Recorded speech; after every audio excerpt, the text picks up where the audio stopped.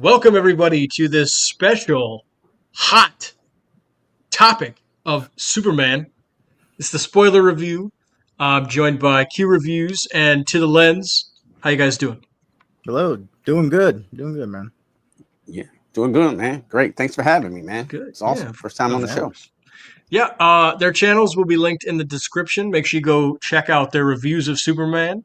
Very different opinions here with this panel today.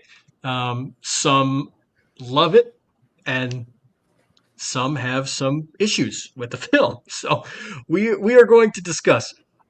Before we get into it, all three of us on the panel have experience in the film industry somewhat, right? We all Mhm. kind of, all of us deal in some way um, with cameras, with visual effects, with creativity on that level. So I guess coming kind of trying to set the stage for people who may not know who we are.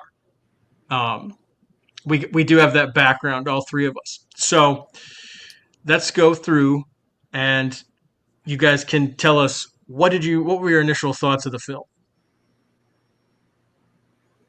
All right. I guess I can go. My initial thoughts are that me, man. I was like, this is my highly anticipated film of the year. I was just like, yeah, like I said, I did a video of the trailer and I was in tears. I was crying. I was going through something too at the same time, but I was emotional and I was so. I don't know. I had so much, like hope and glee, and was waiting to see this film, and then, yeah, the film finally came out, and I left the theater like I don't know how to feel. I don't know if I feel Mhm. super inspired or I like stuff about this movie. I like it, but like I wasn't floored and blown away and wanted to stand up and cheer. I was just like. Okay, and then I started to think about some of the stuff that happens in the movie that kind of had me puzzled. So, Mm. overall, yeah, man, I think this movie was okay, and I mean, like, it's a lot of stuff, and a lot of people love it, of course, and it's setting up the DC universe, which is great, and hope Mm-hmm. I'm saying this new era can be sustainable. Not like the last era, the Snyderverse, that's kind of just sizzled out, like Yeah. I'm hoping this one, I'm saying, will be stronger and have better legs. So I'm still excited to see, even if I didn't love this film, I'm still excited to see what comes next. So that's just like kind of my overall thought. Yeah. Yeah, man. Christian. When I watched the trailer, I was very curious to see any first footage from this movie because I know we've been waiting for this for a long time. I know it was very bittersweet when Henry Cavill, 3 years, yes, 3 full years, it felt like 3 full decades, but we were very bittersweet when Henry Cavill didn't return, and there was a whole thing of what's going to still be the same, what's going to be different in this new universe and stuff. Yeah. And I kept my expectations pretty moderate when I saw the first teaser for the movie. I'm like, okay, we're seeing stuff out of context. Everything looks good, but we don't know for sure, right? And then as more stuff came out, more trailers came out, my hype started to grow a little more. Because I'm like, okay, slowly but surely, this is starting to seem like a comic book brought to life on the big screen. Yeah. Like they're really going fantastical with it. And that's every single Superman. Like pick up any Superman comic. There's going to be some wacky stuff in there that you're like, whoa, what's this? Like, who's that? What's their story? And it's just so fantastical. Every Superman story is fantastical. And I think that's why Man of Steel appealed to a good portion of people because that was probably one of the most grounded. Yes, it had fantastical elements, but it still felt like, okay, this could be plausible. And yes, people would be scared of a godlike figure like Superman, like someone that's just completely indestructible, seemingly indestructible. Yeah. But when I saw this movie and I saw the opening DC logo with the classic Superman breaking out of the chain, because I was so used to seeing that with Creature Commandos, because I binge watched Creature Commandos when it came out, so I'm so used to seeing that on the tiny screen. Even when the Suicide Squad didn't have that, but Creature Commandos had it, and so to see it on the big screen now, it feels like, okay, definitive. We're launching off this universe. This universe has officially started. The gun shot off. The race has begun. That's what it felt like. So that hype right there, it was already with the logo. I was already in. I was investing. The logo Mm-hmm. made me invested already. And then the opening with with the opening titles where it's like 3 centuries ago the first metahuman was discovered on Earth, and then it just trickled down from there. 3 years ago a baby landed on Earth, and then 3 days ago, and then I love how it's like 3 minutes ago he's getting his ass kicked by the hammer, and this is where we're at. So I love how, because I think that was a major worry for people. This is already an existing world. How do you just jump into the middle of it without it feeling overblown? So I think that was a nice introduction, a nice way to, here's this story, here's where it's taken place, let's move forward from here. And I feel like that was a perfect way to start it off with a bang. And then from there on out, it felt like it never lit up. It never let up, because it was just, Yeah, I felt that too. Trust me. right. Yeah, exactly. It just felt like a roller coaster ride. Once you take off, you're off, man. Like, there's no slow points. And if there is a slow point, it's going to build up to a major blowout for you to be excited. Then you're going to go fast again, So I loved how this movie felt like a roller coaster ride. And by the end of it, I'm like, this is probably one of the best comic book movies put to screen, because this feels like the graphic novel is jumping out at you. There's like, you can take a screenshot and this could be a comic book panel, So in terms of it being a comic book movie, it's amazing. Damn near perfect, in my opinion.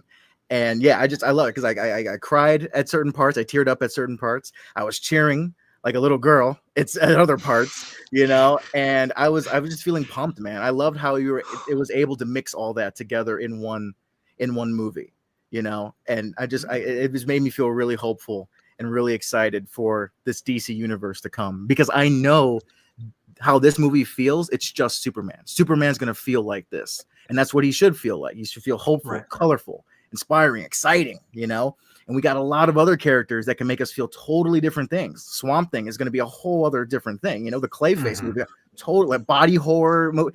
I love that. I love that already. So we know that we're in for something different going forward. So yeah, and coming out of this, Supergirl, we saw her in the movie. Yes, that's a completely different tone. That's going to be, and I'm kind of. We'll talk about the Supergirl thing for a minute. I wonder if, because I think that tone of that movie is going to be very different from what they set up. And I'm wondering, that's either going to work or that's going to backfire. Because if people are used to this tone, because I think Supergirl is going to be a lot darker, man. I feel like it's going to be a lot more serious. It's going to be a lot heavier. She's going to deal with a lot more things that kind of shape her into who she is, obviously. Yeah, and I heard a lot of people are like, there's some people that are like, I don't like the party girl aspect that they're going with Super, making her too much of like a party girl. She's wrecked like that. But I'm like, well, if you read Tomorrow, exactly where they're going with this. She is a very troubled character, even from the start. Like, because Tom King added that little aspect of her drowning her sorrows with alcohol, and that makes sense. She's around her age gap, young adult, late teens, early adult years. You're gonna lash out in that way. You're gonna try to party. But that's really an outlet, because there's so much trauma in that character. She saw Krypton get destroyed, dude. Like, she lost her home more so than Superman, because Superman was a baby, so he don't remember it, right? So she was present. She was her age. She was well aware of everything that was happening. So to see her kind of deal with her trauma by going to the bottle, that's a very interesting avenue to go with Supergirl. Because again, Supergirl was always she was always looked at as like a redundant character. Is she just Superman with a skirt? And then that's also something the character has to overcome too. I'm not my cousin. I got to get out of my cousin's shadow. And that's also something that I love about Supergirl, is that she was tasked to look after a baby Kal-El, but then she gets lost in space. And then when she finally comes back, you're like, oh, damn, he's already fully grown. He's capable of on his own. Like, then what is my purpose? What am I to do at this point? So I love how they introduced her in a very comedic tone. I loved her interaction with Krypto, because we saw Superman get like annoyed and he was in pain every time Krypto was hitting him. But then Supergirl was enjoying it. She was having fun with it. I just love that little moment, Yeah. But I know behind that smile, there's a lot of trauma there. And you are right. This movie could very well be darker. And that's good, because this is the first step in showing, yes, this is our larger world. There's going to be times where this shit gets get really dark. But then remember that there's still hope there. And that's what makes Superman so important, And it'll be interesting because obviously we've set up who this Superman is. So then to see him appear in different projects Yeah. and kind of be that fish out of water where it's like, oh yeah, we saw your world, but then now you're over in the Brave and the Bold and you kind of stick out like, not in a bad way, but like it's a good way because that's how it is in the comic books. It's like, oh yeah, you don't belong in Gotham. You're, I don't know if Yeah. he's going to appear in the Brave and the Bold or not, but Right. so, all right, I got to get into some issues that I got with the movie. Yeah. Now we can kind of discuss them. I think that this movie was cut to all get out and just like kind of destroyed in the editing room. One of my biggest things is we go from, he's fighting the Hammer of Bravia and then it cuts or he's knocked down into the ground and he's helped out of the crater. And then it cuts and then we cut to him as Clark Kent walking into the Daily Planet. There's nothing in between there. But then everybody is like praising him for some sort of front page article that he had about the Hammer of Baravia and the Battle of the Hammer of Baravia. So in my mind, I'm like, well, wait a minute. How much time passed? Because they're cut right next to each other. So it seems like chronologically that he got helped out of the hole and then he changed back into Clark Kent and then went to work. All in the day in the life of Superman. You gotta dust yourself off and get to the Daily Planet. No, I know, but like we're missing a chunk of it because it's like, when did you write that article? Because didn't we just see the battle? We just saw that battle. It just happened. So that's a big issue that I have. I don't want to ruin this movie for anybody. I don't want to tear it to bits, but that was kind of another kind of issue where I was like, strange. Yeah. I would say editing for me, just all around in general, was just too.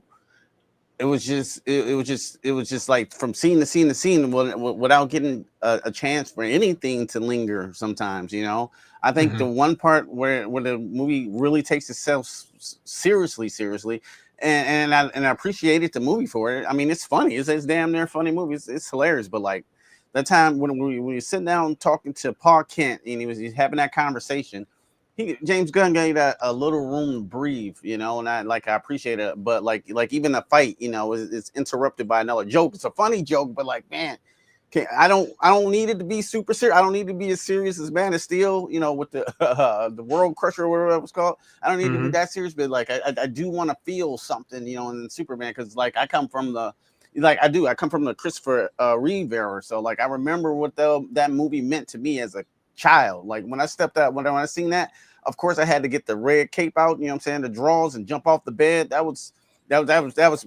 my experience with Superman. This one here is definitely something different, but like I had a real hard time connecting to anything in this movie. It just felt like I was looking at stuff, to be completely honest, and I didn't hate it, like, because I was laughing, and I love Corn Sweat. I think he's great. I think he's awesome, and Lois is awesome too. I wish they had more time on screen together. That's all I'm saying. But like I just feel, I don't know, I just didn't feel anything. I wanted to, because this is my most anticipated film of the year, and I'm not trying to take any joy about anybody, like you said, who love it, but like, to be honest, just the way I felt about it, I just felt disconnected, but maybe I gotta see it again. I only seen it once, so. Well, Christian, you said that you teared up, or you cried about it. Specifically this scene, the conversation with Paul Kent, man. That was a good scene, man. I love that scene. Yeah. What's going on? Yeah, sorry I'm late. Oh boy. It's all good. It's all good. We're just kind of giving our thoughts on the film and how we feel. But Christian, like I said, you teared up a little bit, right? You said that? Yeah. Can you talk about that moment, when that was, and maybe why? Well, I love the internal struggle that Superman goes through in this movie. Huge spoiler, but that's what this discussion is. The huge controversial change with his Kryptonian parents.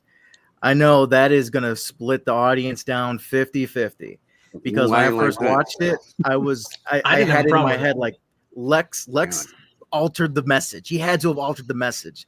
Lex, was he's lying and this and this and that, but it was Mr. Terrific's line, him saying that I know these guys. They wouldn't lie about it. It's accurate. And he even said, "I'm sorry, man." And that hit home like, "Oh, damn. They're really going this." I love the confidence in that. And I was worried because I was wondering how we were going to make this work. And by the end of the movie, I felt it worked because Ma and Pa Kent are the heart of the movie. And that made them more so the heart of the movie. They are the humanity in Superman. And they give him his purpose to be a hero. And I love that conversation he had. Pa Kent told him, it's your choices and your actions that make you the man you are. And that got to me real good. It got me real good because a lot of people, there's times where I feel where there's certain people in that have certain backgrounds that will question their morality at one point in their life. I feel like it doesn't matter. Anyone will probably question their morality. Am I a good person? Am I, like genuinely, like I feel like I am, but then there's times where I look, you kind of ponder on your past mistakes and you're like, oh damn, I did mess up then. And some people they let that get to them really bad. So I love seeing Clark go through that. He's like, damn, I was doing this for them. I was living to their leg, but am I a bad person? My purpose, they sent me here to conquer the earth rather than save it. Right. Is that what I'm supposed to do? But I love the conversation. Like, no, your actions, what you choose to do, that's what makes you the hero you are. So it's very different, but I love how it works within the context of this movie. I don't think you can take that change and do it in another Superman story. That is very specific to this Superman story. So in my opinion, I like how it worked with the context of this movie. And at the end, it's a good bookend too, because in the beginning we saw him play the message. The robots are like, play his parents' message. It always soothes him. And then at the end, it's play his parents' message. They always soothes them. And then it's the home videos of him on Earth. It was such a development. I felt, it was such like, okay, I'm leaving the bad past behind and embracing the actual good past. Like you're looking at all the bright stuff that happened in your life and you're not dwelling on the dark stuff that happened in your life. And I think that's what I mainly got out of that moment. So that's what brought me to tears. And then them embracing each other is like, yeah, you are not a bad person. You're my son. You're a Kent. You're Clark Kent. And Clark Kent is a good man, which will make Superman a great hero. So to me, that's what it really hit me. And I was surprised how well I accepted that huge change. Because I was like, whoa, this is interesting. Because we saw that with the Waynes in both the Batman and Joker. They kind of like twisted the Waynes legacy a little bit in both movies. But what I liked about did they do that on Smallville too? Like on Smallville, didn't they? His parents said like to destroy them. I think they did. Yeah, Jor-El did the same thing. Yeah, but I remember that was an abandoned plot line too, so I don't think they continued with that. No, maybe they didn't. Yeah, for obvious reasons, right? That's a huge change, and they probably didn't know the right avenue to go with that. So, but for this movie, I felt they had the right avenue. They went with it. For me, it worked in a very surprising way. And it makes me very curious about Supergirl herself. Does Supergirl know that? Did she know what Jor-El told him? Like what their intent was? And if she does, maybe that's even added trauma to her that she's trying to like, maybe I shouldn't tell Clark the truth. And then that will create a rift between their relationship. So it's setting up a lot of interesting dynamics, Yeah, he's going to be able to have that discussion with her in the future about his parents and that whole message and everything. So I'm looking forward to that. Rejected Heroes, welcome. Well, thank you. Let us know your thoughts on the film. Superman 2025. I feel like right off the gate, I feel like this is a good start regardless for James Gunn new DC universe. Because how my brain works, it just seems like people want to. It's like they wanted so much out of this Superman movie, and James Gunn tried to please everybody, but end up kind of like pleasing some folks, but still a majority of folks people upset with stuff. Me personally, I enjoyed the movie for it being a surprisingly at its core Superman story, Superman movie, because everything that's happening is because of Superman. I was worried that at least from the trailers and stuff, that it was going to be like Superman friends and stuff, and it was going to be so much Superman story. But everything is about Clark and how the world it's like it takes bits and pieces of past Superman stories, but not trying to reinvent the wheel. Mm-hmm. Me personally, I feel like my favorite part, that kind of like what I keep thinking about in this Superman movie, was what I said in my video, was his humanity. I feel like we haven't seen that like humanity side of Superman on the big screen, like maybe since the OG, and it hit home when he told Lex, like, I don't know, I'm paraphrasing. He was like, I get mad, I get upset. I'm not this alien you think I am. I'm just a boy from Kansas trying to do the right thing. And I'm just like, when he said that, I'm just like, that's Superman I know. Or just that's Superman. Like, that's one of the core Superman elements, Mm-hmm. And the fact that we saw that with him and Lois Lane were talking and stuff, with the interview, and Superman just like, I'm just saving people, regardless of the politics and the analytics and this. I'm just doing it because it's the right thing. And I'm just like, when I saw it the second time with my friends, I brought that back up, and I'm like, that's like really like I had a Captain America, Steve Rogers, Civil War type moment where it was like the Avengers assembled to make real better stuff. We did that, and if the government tries to regulate us, it means that we can't go places where we should go, or we should go places where we shouldn't go, whatever. People in power have agendas, and agendas can change. And I'm just like, Superman works better when he doesn't have any, like, I guess, like, government oversight, just because we know the government is corrupt and stuff like that, Right. And I'm just like, I'm just not trying to ramble. I'm just like, I see what Clark is saying. We're just like, I just wanted to fly over there and just, stop this war or save people and stuff. But I see Lois Lane side as like a regular human, like me and you. We're just human and stuff. We're just like, well, I don't know if I like that he, just did that. He just kind of just flew over there to just impose his will. I think something Lois said along the lines of like, one tyrant regime replacing another. So it's those type of moments that make me think that I'm just like, see, these are the moments I'm going to remember at the end of the year. I think about this movie that I'm like, right. No other Superman movie has done that. Here's my issue with the movie. Oh, Styles is groaning. But all right, that's a dog, by the way. If anyone's like, what is he talking about? There's a dog right there. People are like, Styles is groaning. What is that? That's not in the movie. Okay, the Jimmy Olsen thing. I got to talk about this because this is a huge part that just drove me nuts, man. We do this twice in this movie, okay? Where literally the plot is pushed forward because Jimmy Olsen gets a text message on his phone. Mm-hmm. What are we doing here? That's not good writing. I'm sorry.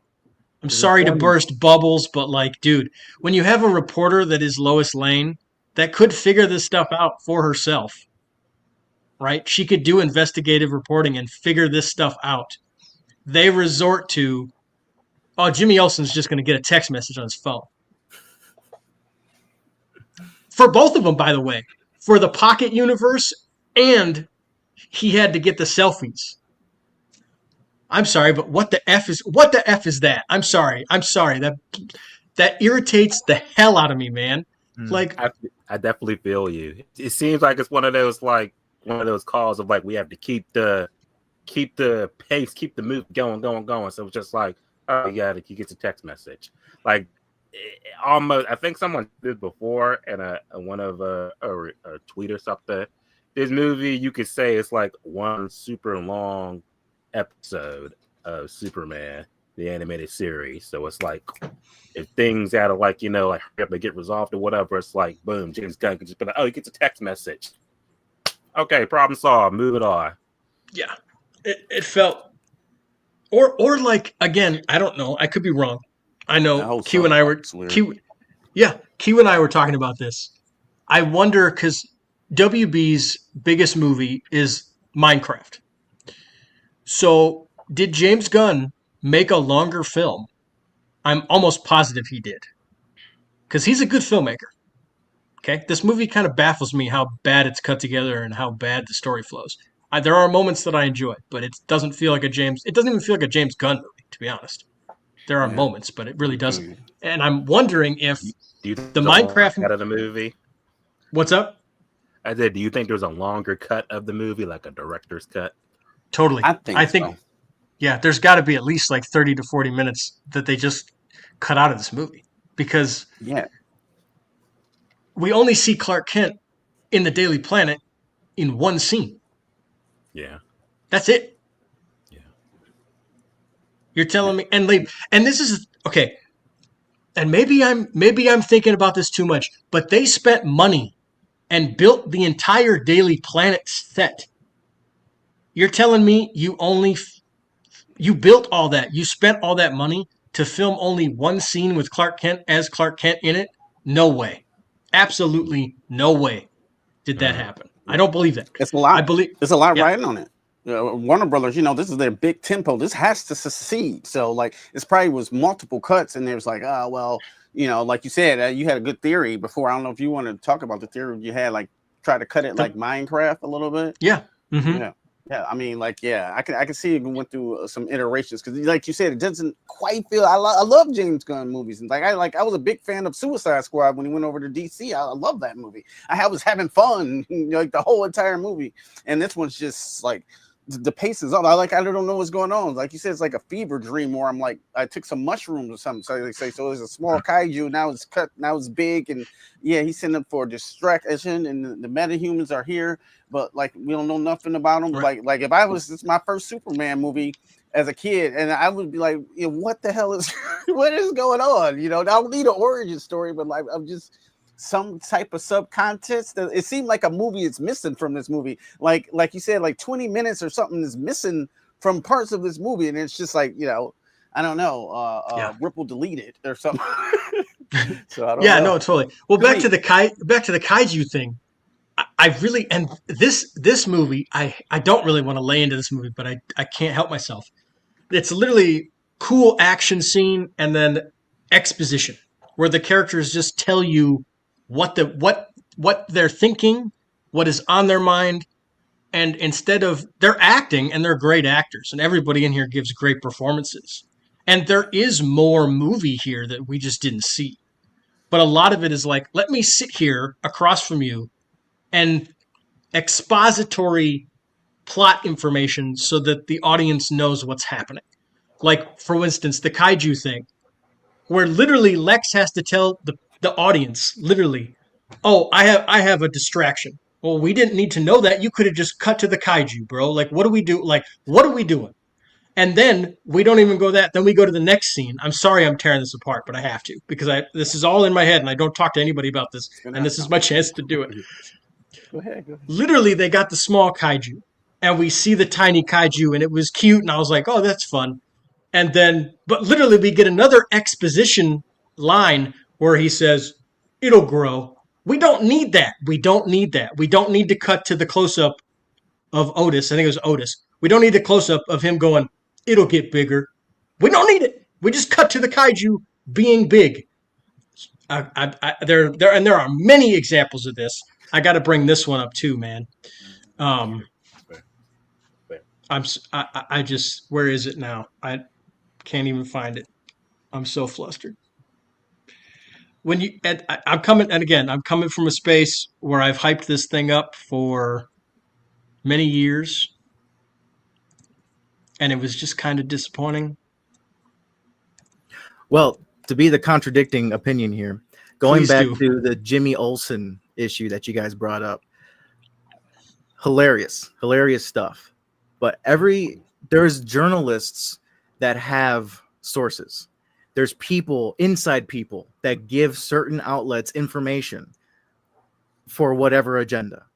And as you can see, Lex being the abusive boyfriend that he was to her, it makes sense that she would be the one to out his plan, to out his operations, And Lois Lane was trying her best to research Lex Luthor, but Lex is a smart pickle. All right, Lex is a genius, and he keeps his stuff very tight knit. He knows who his team is. He probably tortures them and scares them to the point where we're like, okay, we are totally loyal to you. We are not going to mess up or speak out. And we see that in the movie. Yes. Yeah, we see that in the movie. So anyone that has a tight knit plan and they feel like it's foolproof, the only way it fails is someone on the inside. Someone on the inside comes out and exposes. There's always that whistleblower. And that's what her character was. She was the whistleblower, a very funny, hilarious whistleblower. I mean, that was all very goofy and comedic, but it makes sense that a reporter like Jimmy Olsen would have an anonymous source at the Daily Planet, especially in this world. We are shown that the news outlet, people are very persuasive by it, more so. And then in our reality, they are really persuasive based off of what outlet they're watching. See how quickly people turned on Superman. There was also some people that are like, I don't believe that, Superman. You are who you are, So I love how in this universe they established that, whatever is the headline, majority of people will believe it. And that's why you got to prove them wrong, or you got to get the truth out. And that's why it's so important. So as good of a journalist, go ahead. But I'm sorry. This is another big thing. What does Clark do to prove to the world that he is good? He says it to a lot of people that are around him, and we hear him because there's a camera in his face. Us, the audience, we hear it. But what does he physically do to show the world? Squirrel. He saved that squirrel. Yeah, all those people that he saved during he saves everyone. When those be examples, like he literally the fact that when the thing fell backwards, and he literally caught it before it crashed that building, and people saw that. Right, but that was before the message went public. So I'm saying, what after that? He has to prove himself. He has an internal conflict that he goes home and talks to Ma and Pa Ken about, and I enjoyed that. I really liked that. I wanted to explore that more, but then it just feels like this is how I view things. You got an internal conflict and an external conflict. And there was the internal conflict with the parents, with Jor-El and everything. And I really liked that. And I thought we were going to explore that more. But that seemed to get pushed into the background for the pocket dimension. And then we spent time in the pocket dimension, and there was Rex, and we had to save the baby. And it's like, that doesn't seem to mix. That's not where the conflict is in this movie, and that's not what they set up in the first part of the movie. And I think that's just what kind of confuses me is I don't have anything. And the fact that Jor-El is a message really bothered me. And I think maybe this just goes back to the fact that they didn't want to pay Bradley Cooper money. I don't know. But it's like, if you would have had Jor-El there in the fortress, then the father and the son could have had a conversation or something. But I understand they're setting stuff up with the Supergirl, and she'll know more about Krypton and Jor-El and the history, so they'll be able to have that conversation. Should they have had that conversation in this movie? Maybe. Maybe she should have made a cameo appearance, and she should have been like, "Oh no, I knew your father. Like, you are good. Like, both of Lex is lying to you. Don't believe Lex." This is how I would have done it. Don't believe Lex. I'm from your planet. I know who you are, and both sets of your parents loved you very much. Now let's go kick some ass. Let's go take out Lex. Like, there needs to be some sort of resolution that I feel like we just did not get in this movie whatsoever. Like we kind of beat up some stuff and then we attack Lex in his office thing or whatever. But I don't know. I got some major issues. One thing real quick. This is the big external conflict, and this is another issue that I have. This big crack that happens that is caused by Lex Luthor. It's also resolved by Lex Luthor because Lex Luthor has the codes. The whole time. I mean, it's literally tearing the city apart. And the whole time, the guy at the desk is like, Lex, we got to close this. And the whole time, he's like, no, don't do it. It's like, why not? You're literally ripping apart the city and the universe. But that's not good enough. Because then they do it anyways. Lex is so narcissistic to the point where he's very reckless. And that will be he trips himself up all the freaking time. So I can totally see Lex being that, and even Mr. Terrific brought it up. He's like, every time you open this portal, you're risking this. This is like the type of reckless science Luthor specializes in. He doesn't care as long as somehow, some way he can get up on top and look like the hero of the world, right? I'm the one that pushed the envelope to do so. But what? And I could completely go with that. But literally, the universe is tearing apart. So if Lex wants to be the hero, then he's going to close up the gap. Yeah. But he chooses not to. For what reason? Because he wants Superman dead. Yeah, he wants Superman dead. He's so worried about, and it's brought it home when it was about to hit that other part of the city where people were still on it, and it was like, we got to close it. And he ran over and he was like, no, they chose their fate. They wanted to stab with that alias, so let them die.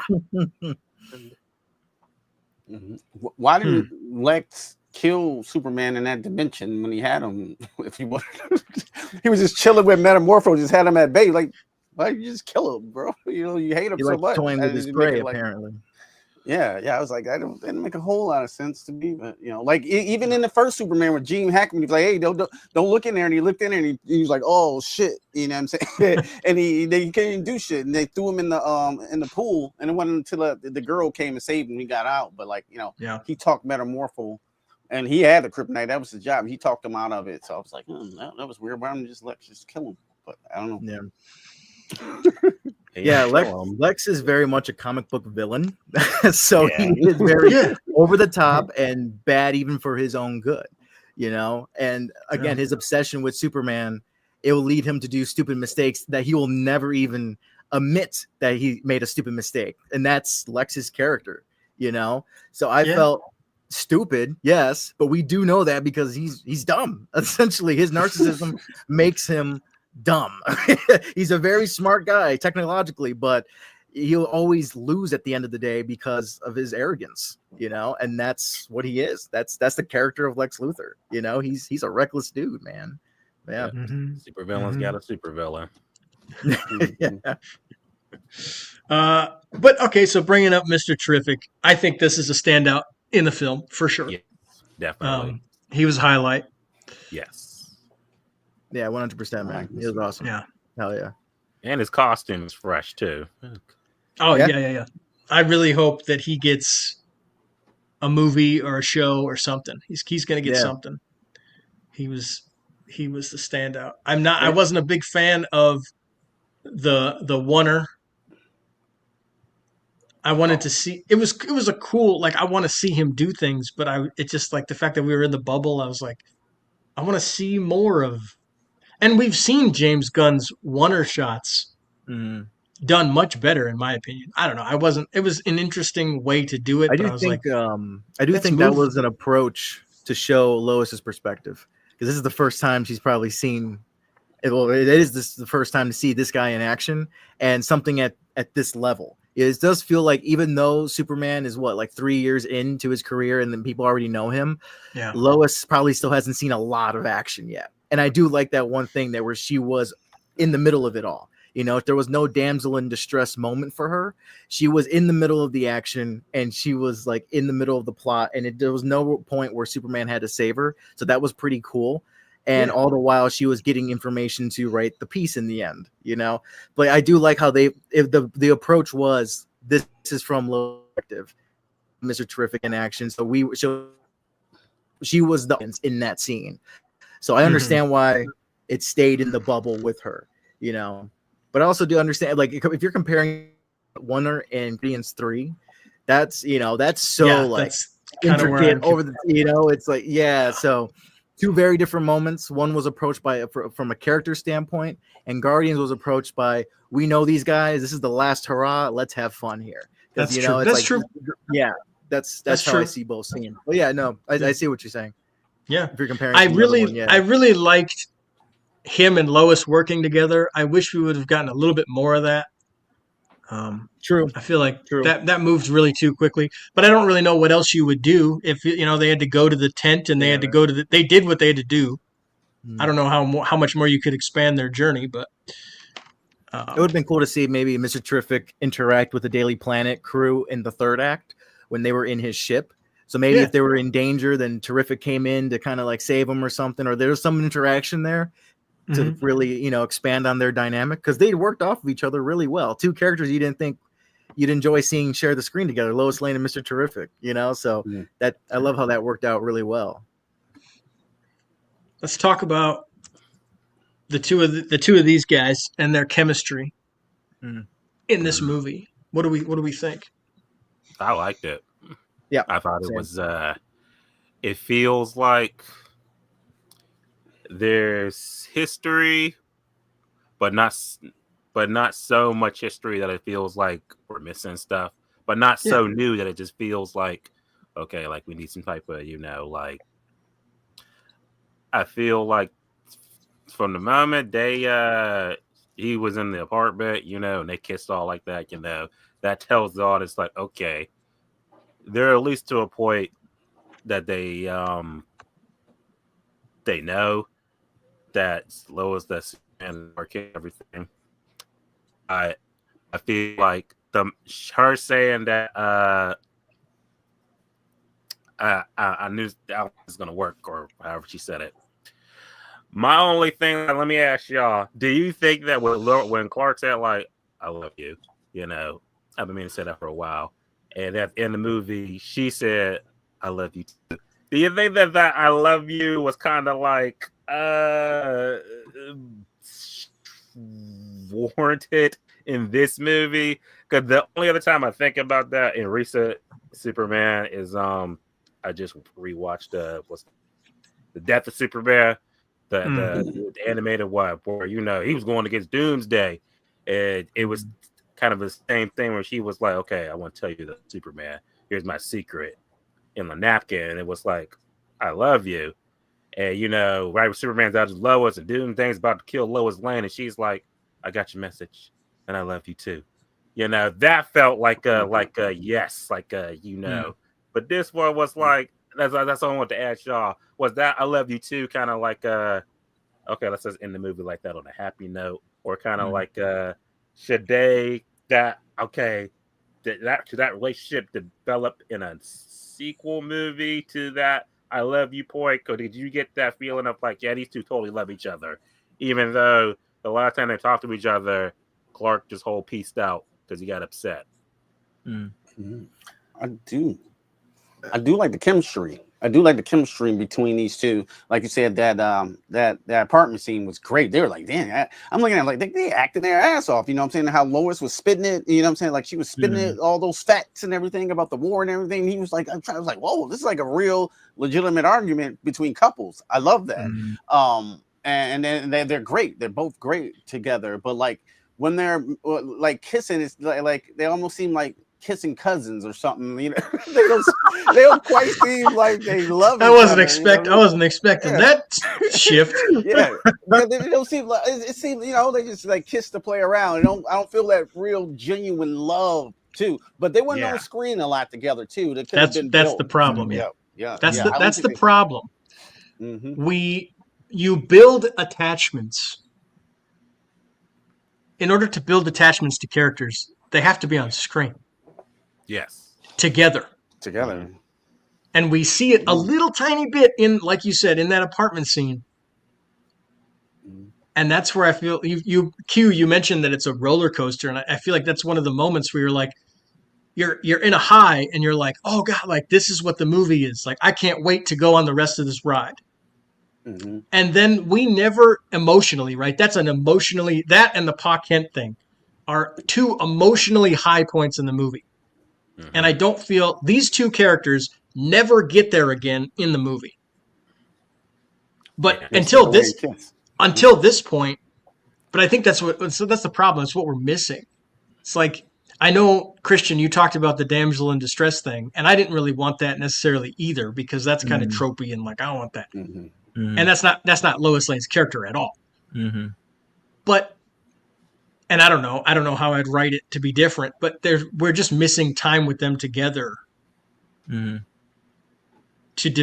get us to this point. So to answer your question, I think this was just kind of like, let's wrap the movie up on a high note and get us in the good feels, because this didn't really feel earned necessarily, totally. Maybe a little bit, but yeah. Christian, what do you think? Well, I think the movie does rely on everyone to know that these guys are endgame.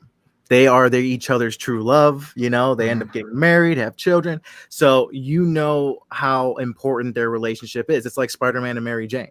You know, that relationship's very important. You know, so I like how they showcase that they're at a little bumpy road here. Lois was thinking of breaking up with him, you know, and that interview didn't help anything.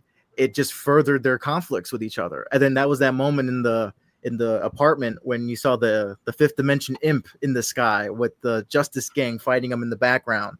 They had that little conversation. She mentioned, we are so different from each other, and that will take a toll on their relationship.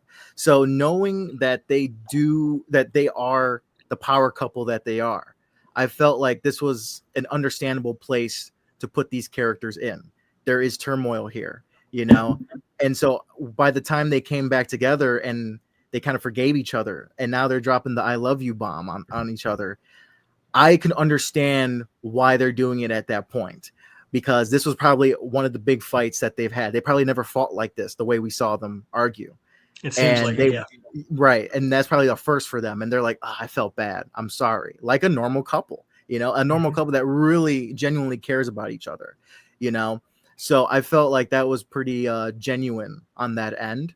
And I felt them obviously still being in love by the end. You know, it's like, you know, it's a classic romance. You know, they're going to have that final kiss. It's Superman and Lois, man. You know, they're going to have that final kiss, whether it's to end the movie on a high note or not. But I still feel like that was earned because we know who they are, but we're at a rocky place right here. But you know damn well they're going to get back together. You just don't know how or when, but you know they will. And I like that little apartment scene. It felt very intimate where she brought him the hot cocoa. It felt very, you know, nurturing after that whole heated argument they had. So in my opinion, it worked really well, and it justified it in the end, you know, because you know that they were always going to, like, I'm sorry. You know, that's like after the big argument, you always come, no matter who it is, boyfriend, girlfriend, parents, brother, sister, I'm sorry, guys. You know, I was maybe in the wrong, you know, cousins, you know, I was in the wrong, you were in the wrong, you know, we can move past this. That's what any good, healthy relationship goes through, you know? So I think it would have been boring to see them still all lovey-dovey throughout the movie. So I'm kind of glad that they gave them that little hump to get over. You know, it wasn't major, it wasn't, you know, but yeah, it just, there was that little thing that to get over, and they did in the end. And you know that, okay, they're going to be okay in the end, you know? But I did like how they highlighted, yeah, we're very different, and this is going to come between us at certain points, especially if you're pretending to be a journalist. I like how they brought that up too. It's like, it's very problematic. You're interviewing yourself, you know? So it's like, yes, you have these fantastical comic book elements that are Superman, half reporter, half, you know, superhero, and he interviews himself. But I like how they brought in, like, well, that's actually pretty troubling. And there's also you being so super and you being an alien is also troubling with our relationship at certain points. So I did like how they grounded it in that sense. It's funny how it feels pretty grounded in a very fantastical movie. So that was my opinion on their relationship. I think it works. And the fact that we want to see more of them together on screen is a great compliment to their chemistry. You know, I want to see more of them together on screen, you know. And I felt like too, like when they finally saw each other again at the end, third act, towards the end of, and everything was wrapping up right before this moment, it felt like, oh man, it's been a long time. You know, I'm so glad I get to see you again, because maybe if things would have went south, we probably wouldn't have saw each other again. You know, so I got that. That's just me. I got that vibe at the end where it's like, oh, finally, you know, like you're a sight for sore eyes. Like they showed that without saying that line. Like, oh my God, like finally we're back together after the whole conflict is resolved. It felt like a while. Let's not separate for a long time after this, because that was hard. So that's the vibe I got from it. So, and that's a cool shot. I love this sequence. I think I didn't see it in IMAX, but I know this was shot in the IMAX camera because it's like the large frame in the trailer. But yeah, so yeah, I feel like this moment was earned in the end, in my opinion, for sure. Yeah. Anything else that you guys want to talk about before we wrap up here? Yeah, real quick. I was thinking about this. The Ultraman reveal. Oh yeah, we should talk about that.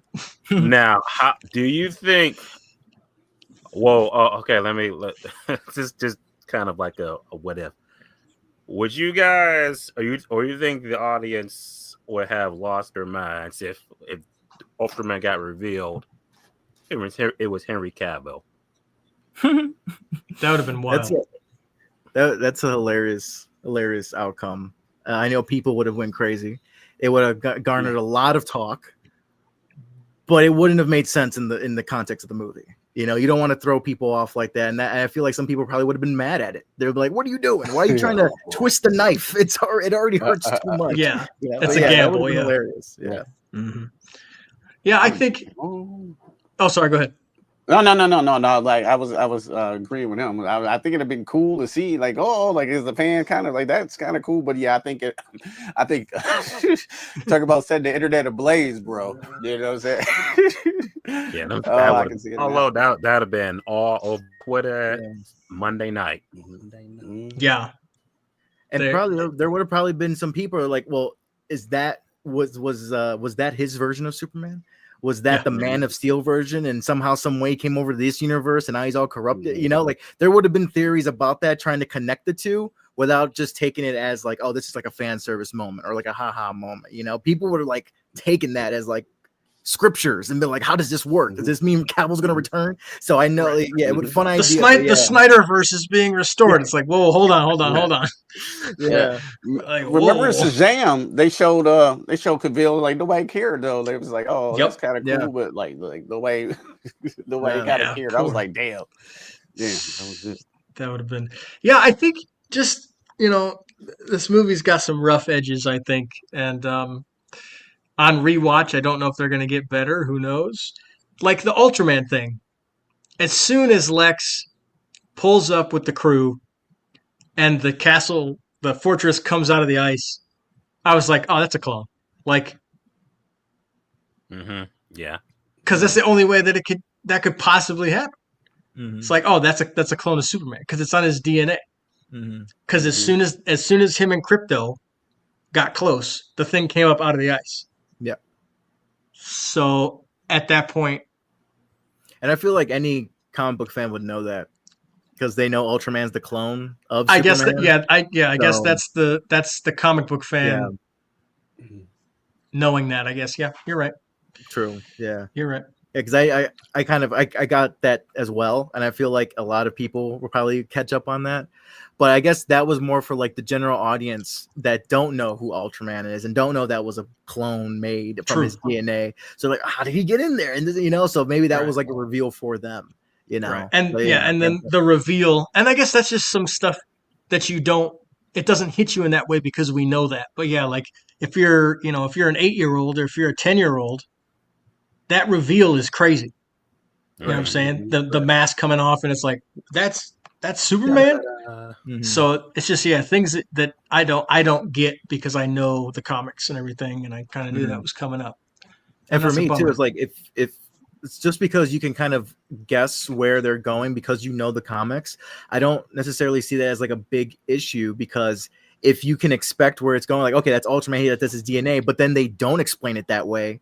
And then it's a messier explanation as to how he got into the fortress. I'm like, okay, well, that's stupid. Like now we're in a worse place, But if you're like, okay, is his DNA Ultraman? Yes, he confirmed that.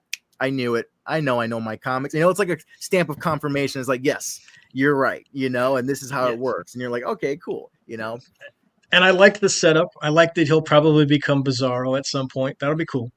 Yes, which is, if they do, would be original to this because I don't believe they are the same character. They're two separate characters in the comics. But the way they set it up right now for this movie, that could easily be the avenue they go. And I don't think a lot of people would be mad at that. I think it would make sense, again, in the context of this movie. And I did like how the last shot of Ultraman being sent into the black hole, that mirrors the Phantom Zone so much. When they get trapped in that little diamond, and it's like that 2D diamond, they're flipping in space into the Phantom Zone. I'm like, that looks like the Phantom Zone prototype, you know? And then maybe he did go to the Phantom Zone. Right. Like, would we that don't know be where it took him? Like that pocket universe with the black hole, is that now considered the Phantom Zone? Will that be renamed? You know, like, that's interesting. That's why I think the sequel is going to be so interesting. Again, we're gonna need to know more about the Kryptonians, you know, and more about their purpose and their actual goals. Was that genuine? Did they actually look down on humans? And how does that affect Supergirl and Superman? You know, right. And then of course now, with the Phantom Zone set up and all that. So. And it was, and I guess this is wild to me that they didn't explore this in this movie, but I guess they can do it in other movies. But is Lex working with somebody else? Because how did he get Superman's DNA? Like, that seems... from the battle, from the 3-year battle, he got a piece of hair. We saw him, we know he's been studying him ever since he became public, you know, hence his obsession. So you can, you know, again, more exposition, more talking to the audience to let them know these things. It drives me up a wall. Which is funny because if you read comics are filled with exposition. I know. There's so much explanation. So movies are not supposed to. It's all different. The movie, I'm not like. Okay, I just watched Sinners again for like the 5th time today. And great movie. Absolutely great movie. But because you're brought into that world and you experience that world. Right? Good point there. Yeah. And the vampire, when the vampire shows up at the house, he doesn't tell you what he's gonna do. Right? It's filmed in a way by Ryan Coogler, who is one of the best filmmakers of our generation, like of the new generation. I mean, he's incredible. I don't know, different styles of filmmaking, but it just and two very different movies. Yes, it just, and I understand comics are like that, and this is a very comic book movie, which it should be. Yeah, it should be. I just don't like when characters are like, "Let me tell you what I'm going to do and why I'm doing what I'm doing." The classic villain monologue. He's monologue. Everybody, except for the apartment scene. Almost everybody, and the robots in the fortress. That got a little crazy to me too, because I'm like, everybody knows. Like, Thor is like, oh, he likes this for this, and this is this, and this, and like he loves his parents. Let me put on the message. It's like he's like, I put on the message to soothe him. I'm like, who are you talking to? Everybody knows this, right? All of the robots know this. We do this every time he walks in here. Like, it's stuff like that. It's stuff like that kind of drives me nuts. I'm like, we don't need this, James Gunn. Like, let us just experience the movie. Was it the female robot like newly programmed or something? Because she was like excited to see Superman, and that's why she's like, "Oh my god, he looked at me!" It's like the first time she's seeing him. Okay, so he's talking to her. Yeah, correct me if I'm wrong. I feel like maybe he was a newly programmed robot, and then he's like catching her up to speed or something. Okay. I gotta see it for a 3rd time, but yeah, no, there you go. Yeah, that's what I was you. thinking. Yeah, you fixed that scene for me. Thank you. Y'all didn't talk about Lex or Crypto. Oh yeah. We can bring in the CG, the super puppy, the CG puppy. Yeah, he's definitely CG for sure. But he's cool. Yeah. I did like him. Every time he was on there, he made me smile. Yeah, I'm not gonna lie. I was like, I don't know what it was. It was just stupid stuff that he was doing. Like when he sat in Lois' lap with the spaceship, he just sat there. I love that. Yeah, trying to find a spaceship. I don't know. Every dog does that. Yeah, that's dog. And I love the moment at the end when, you know, there's the kind of the climax of the thing, and he's like, "Crypto, get the toys." I was like, "This is cool. Like, as a dog person, obviously I'm watching the dog right now, so I'm a dog person. Yeah. But the one part I didn't like when he was explaining himself. I put one foot after the other. He's talking to Lex, and then Crypto just fucking, and he's biting him and jumping up like, damn, he can kill him, right? You know what I'm saying? He was hurting Superman, so like Lex is cool. He's like, yeah, don't kill him, don't kill him. I'm like, okay, that reminded me so much. Breathe a little bit. Yeah, that reminded me so much of Hulk and Loki from the first Avengers movie. True, yeah. That was like mid speech, and then just whipping him around.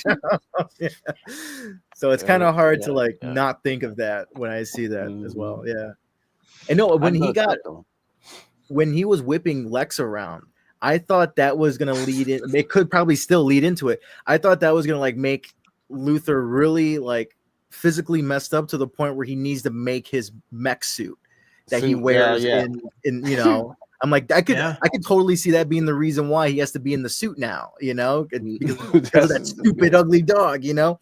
But yeah, and the fact that he's going to Belle Reve, I can totally, because there's, we know Lex Luthor from the comics and the animated series, really, he's buff as shit. Like, he works out. Like, he goes to the gym, man. Like, he can handle himself in hand-to-hand combat. So I wonder if he's going to get ripped in Belle Reve now that he's locked up. So he's going to come back, like, you know. Yeah, like The Rock. And do you think that Lex is going to make a cameo in Supergirl? That's a good question. I can see that. I can see that. I don't know. It's not impossible. They'll do like how Peacemaker made a cameo here on the news. It's on the TV somewhere, or it's like reference that he has like a small couple seconds that he shows up. I don't think he might get like a full scene or anything. But yeah, because Supergirl's set entirely in space. And other planets. So right, true. Maybe in the beginning, we're probably going to see a little bit of him maybe talking about her as well. Like, oh, he has a cousin. There's another one, you know, like something kind of like a little flat. Maybe I can totally see a montage of her of like the first 3 years. You know, is she there present for the first 3 years, or like, you know, like a montage of her on Earth before she goes off to a planet with the red sun, and that whole story ensues. You know, and if that would be the case where the cameo could fit 100%.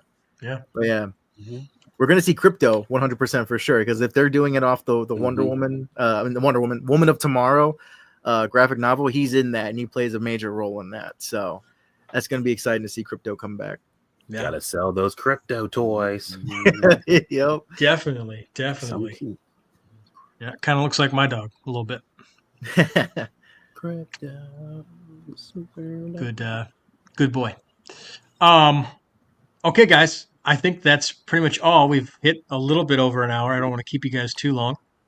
I also have to take a dog out, so yeah, man. I don't know. I took the dog out before we did the show, and then maybe we'll go out again. But all right, any final thoughts? Why don't we plug our channels and then we can sign off? Cool. Whoever wants to go first. All right, I guess I'll go first. Like overall thoughts of this movie. Like I said, I didn't hate this movie. I did have some issues with it. I did not hate it at all. Like you gotta remember Warner Brothers also put out Joker 2, and I'm not a big fan of that one at all. So you know what I'm saying. So I do think this is I think they got a good jumping starting point, and people are going up to see it, and they giving it overwhelming positive reviews. You know. And do you have the box office with you? Sorry. Yeah, I think it's 225 million. I think I might have closed it, but yeah, that's I think pretty good. That was it globally. I think it was like at 115 domestically. So yeah, people are going to go see Superman, so they're excited to go see it, and I'm excited for those people who have never seen Superman to go see it. See it for the first time. Even if this is your first time being Superman, I want to be the crypto old man. Well, Christopher Reeves was my Superman. Like I'm willing to give every adaptation, you know what I'm saying, a shot, and I'm still gonna give this guy a shot because I really love David Cornsweet. I think he's perfect. He looks the part, he acts the part. I really dig him, and I can't wait to see what they do next. But yeah, like I said, I had issues, but it's a good start for the DCU, and I can't wait to see what's coming up next. Oh yeah, and if you want to subscribe, check me at Q Reviews. Just Q Reviews with an S. Thanks for having me on the show again. It was a pleasure being on the show. Of course, we'll have to have you back on. I want to do more live streams where we kind of just talk movies and stuff. I really enjoy this. It's been a while since I've done this and kind of getting back into it now. So I'm really excited. Nice. Oh, cool. Yeah, man. I love this movie. I think it's a perfect comic book movie, a perfect Superman comic adaptation. A lot of elements in this movie are very similar to Superman comic books. So I love the accurate I love the accurate adaptation there, in my opinion. This is by a comic book fan for comic book fans, in my opinion. So if you want to go subscribe to my channel, it's To The Lens. I have a spoiler-free review on there where I just it's essentially out of the theater almost, because I'm just giving quick thoughts on everything, you know, when I first saw it. So that's what essentially, if you want to call it out of the theater, you can, but it's my spoiler-free review. I try to keep them short. I try to keep them sweet. So, you know, because I like watching short reviews and stuff. I know a lot of people's attention span are, you know. So he doesn't like mine because I ramble in my reviews. Well, I like hearing you talk though, you know. So I listen to the full review for sure. But yeah, when I'm hearing other ones, I'm like, you know, I don't want to see an hour long, you know, especially if it's not like discussions like what we're doing here, and it's just someone rambling for a full hour and a half.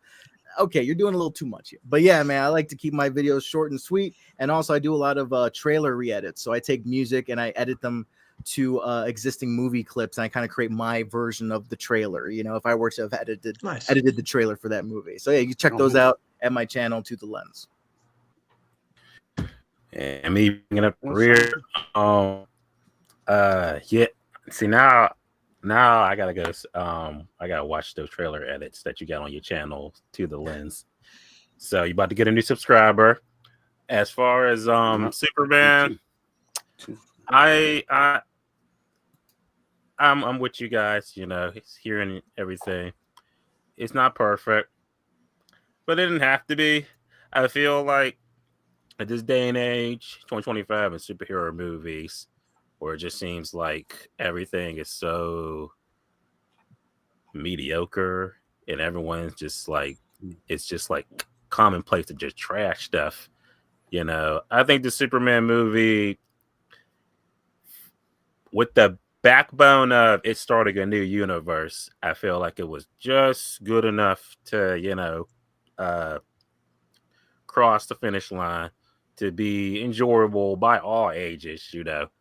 So, you know, at the end of the day, you know, Superman movie, kids want to watch it too, and they don't want to, you know, quote unquote Man of Steel type movie again. They want something they can sit back and just be like, look, Superman flying around and look at the puppy and stuff like that, you know, that they can enjoy. So it's a fun ride. I thought it was, like I said, I enjoyed it. I saw it twice, both times. I was like, well, I enjoyed the first time. First time you watch it, like, Superman, yeah, I can't wait.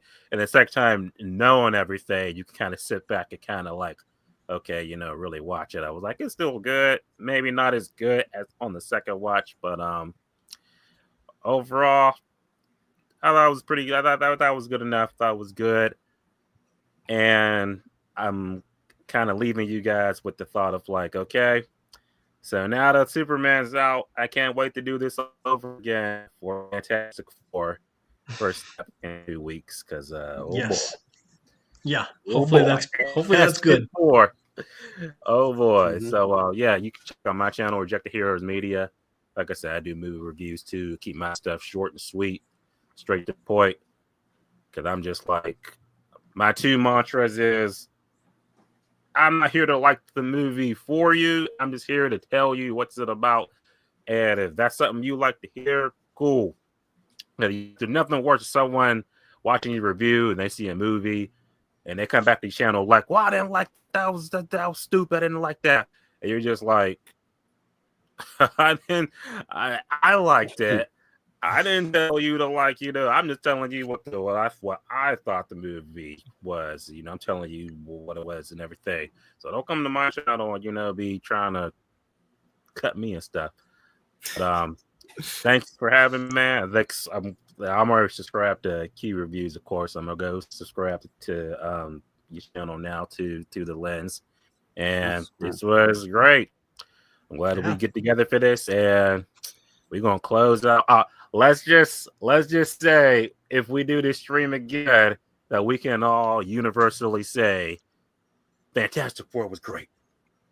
Yeah, I'm hoping. I'm hoping. That's end July on a good note here, hopefully. So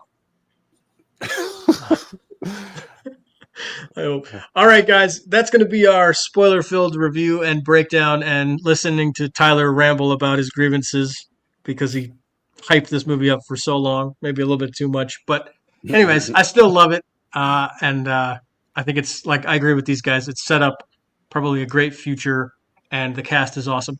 Thanks, guys, so much. Don't forget to like and subscribe and comment down below your thoughts because we want to continue the discussion, and hit the notification bell because we're going to probably do a Fantastic Four discussion in a couple weeks. Take care, guys, and it's Sunday, so have a good week coming up, guys.